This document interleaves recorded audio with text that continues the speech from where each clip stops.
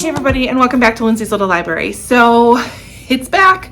The Christmas book exchange is back again this year, and we are beyond excited. This is something I do with Sarah from Sarah's Nightstand, Krista from Books and Jams, and Amanda from The Curly Reader. We spend the year scouring used bookshelves, our own shelves, library sales, free little libraries, whatever, our friends' shelves, for books we think the other person is really going to enjoy. So we each send the other person 8 books. So I have 8 books from Sarah, 8 books from Amanda, and 8 books from Krista. And over the next, every week in December, so for 4 weeks in December, we're going to open 2 books from each person and see what we got. I think I get more excited watching the other girls open up their gifts and see what they've got. I don't know how it's possible, but I feel like we get better and better at this every single year. I don't even know what these are yet, but just getting a better understanding of the other person's reading taste, and it gets exciting when you find a book that just is going to knock it out of the park for them. So I have 3 books. I keep saying that. I have 2 books from each of them that I'm going to start for week 1. So I have week 1's books and week 2's books. And look at how their wrapping paper coordinates. What did I use? Yeah, it still would really coordinate. Huh. It's like we know each other. It's kind of crazy. Anyway, so first one I have off the top of the list here is Amanda. So we label each of them, and then we put a little tag with it with some sort of note, if we can think of a note for what might go well with this. So this one says, book number 1, 2 books about a mother's past. Put a mother's past. And I like to try to guess what they are, but I've yet to be successful. So what do we have? I have a feeling my dog's gonna take all of the wrapping paper. You gonna take it? I need to save the tag, because I do put these in the books and use them as bookmarks so I can remember who sent me what. So first one I have is The Leavers by Lisa Ko. Never heard of this. This is exciting. Okay, so we have one morning, Deming's mother, Polly, who's an undocumented Chinese immigrant, goes to her job at a nail salon and then never comes home.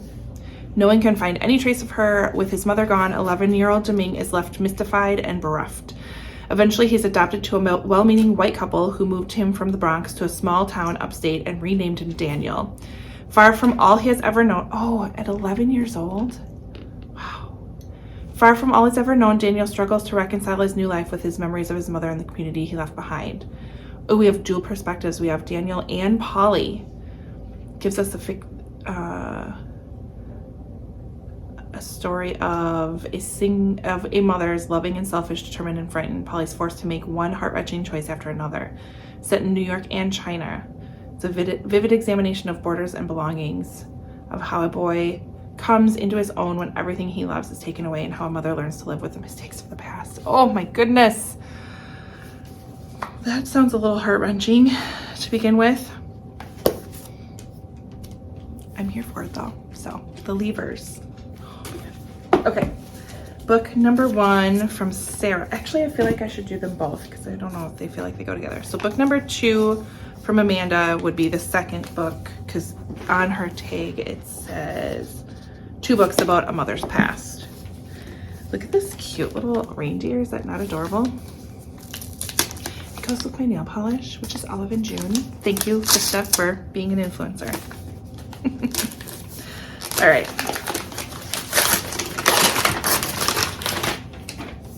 Oh, it's a soft cover. What Only We Knew by Catherine Hogan.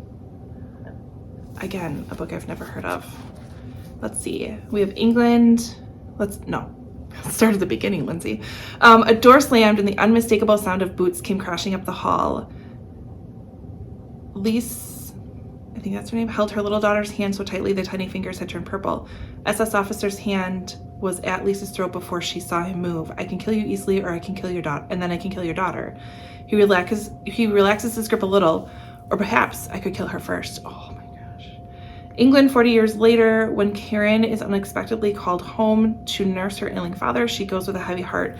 The house she grew up in feels haunted by the memory of her father's closely guarded secrets about her beautiful mother Elizabeth's tragic death years before. As she packs up the house, Karen discovers an old photograph and a stranger's tattered love letter to her mother, postmarked from Germany after the war. During her life, Karen struggled to understand her shy, fearful mother, but now she's realizing there was so much more to Elizabeth than she knew.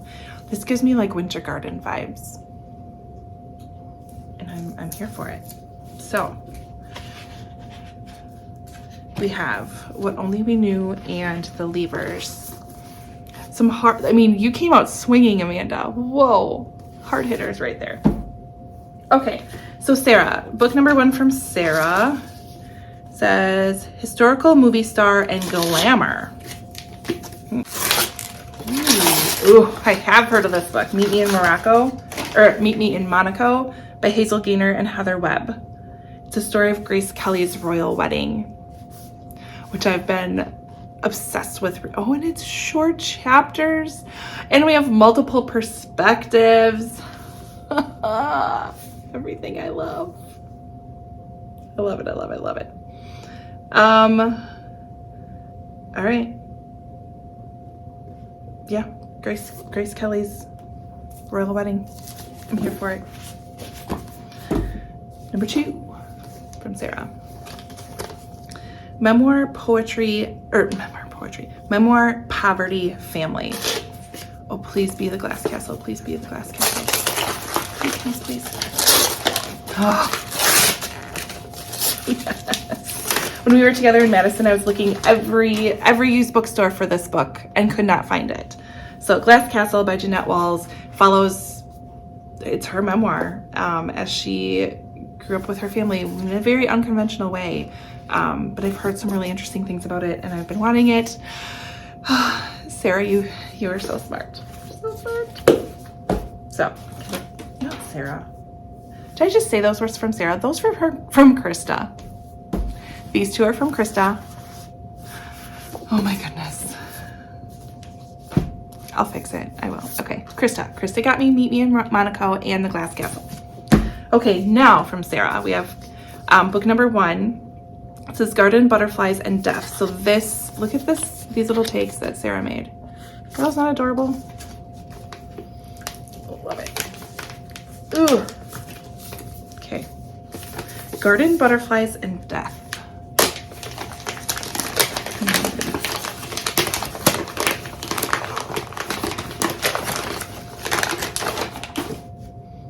The Butterfly Garden. Garden, Butterflies, and Death.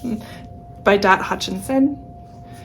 Beauties never look so terrifying. Near an isolated mansion lies a beautiful garden. Isolated mansion, okay. In this garden grow luscious flowers, shady trees, and a collection of precious butterflies. Young women who've been kidnapped and intricately tattooed to resemble their namesakes. Overseeing it all is the gardener, a brutal, twisted man obsessed with capturing and preserving his lovely specimens.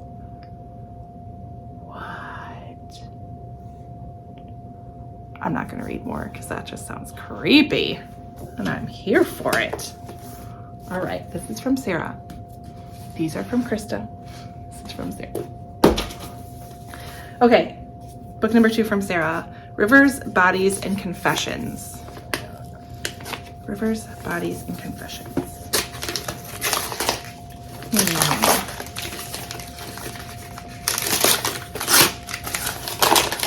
Real Bad Things by Kelly Ford.